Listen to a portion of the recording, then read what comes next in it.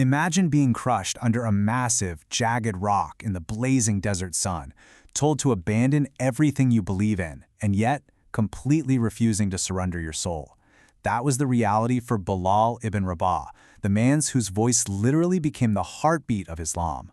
But Bilal wasn't walking this path alone. He was part of a truly extraordinary generation of people known as the Sahaba, the early companions of Islam.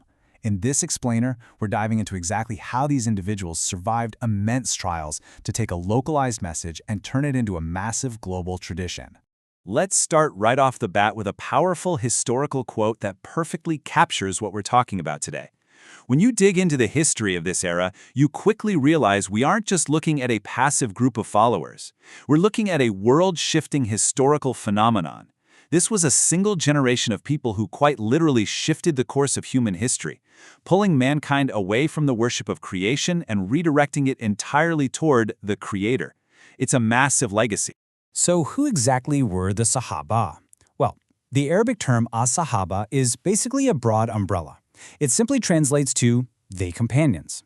This covers the disciples, the scribes, family members, and really anyone who kept company with the Prophet Muhammad during his lifetime. But here's where it gets really interesting. Over time, early Islamic scholars realized they needed to get incredibly precise with this definition.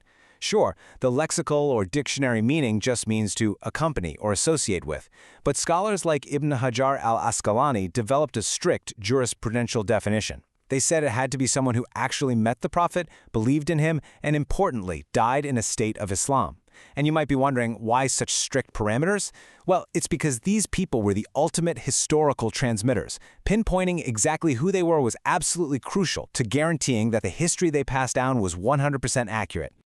And just to give you a sense of scale, we are definitely not talking about a small, isolated circle of friends. By the time of the farewell Hajj, historical records estimate that the companions numbered an astounding 114,000 people. I mean, think about that. That is a massive, dynamic community spanning completely different tribes, diverse backgrounds, and totally different social standings. Because the community was so gigantic, early scholars categorized them to better understand how they made up the diverse pillars of early Meccan society. You had free adult men and prominent wealthy merchants like Abu Bakr. You had young children raised right in the prophetic household like Ali. You had women like Khadija who provided absolutely crucial emotional and financial support. But crucially, you also had some of the most marginalized people in that society, freed men like Zayd bin Haritha and enslaved men like Bilal ibn Rabah. And that brings us back to this incredibly stark comparison. Looking at Abu Bakr, a wealthy merchant, alongside Bilal, an enslaved man, really highlights the severe trials they faced, but also the unbreakable bond of this community. Remember that scorching desert I mentioned earlier? In a society that literally just saw Bilal as property, he possessed a soul that belonged only to the Creator. He was brutally tortured for his monotheism, pinned down under that blistering rock, but his voice never wavered. He just kept whispering, "Ahad, Ahad, the One, the One." And it was Abu Bakr, recognizing a brother in belief, who used his own wealth to buy Bilal's freedom and finally lift that stone. The vital takeaway here is that for this generation, faith completely leveled the playing field. It didn't matter what your former social standing was. Piety and righteousness became the absolute only true measure of a person's worth. And it's just so powerful to think that later on the day of the conquest of Mecca, it was Bilal, the formerly enslaved man, who was chosen to stand at the very top of the sacred Kaaba.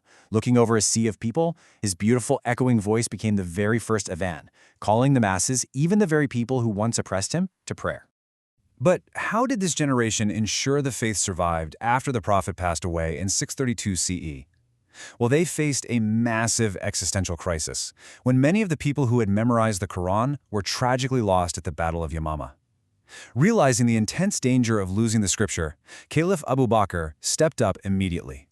He ordered the complete compilation of all the written pages of the Quran into one single master text.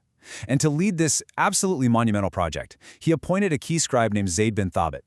And this part is literally mind-blowing. Zayd was only 22 years old when the Prophet passed away. Let that sink in. Yet, his knowledge was so deep that even the oldest, most senior companions completely submitted to his scholarly authority. You had esteemed veterans of the faith, like Abdullah ibn Abbas, going out of their way to show this young man profound respect. It proves, once again, that in this unique community, knowledge and piety vastly outranked age and status.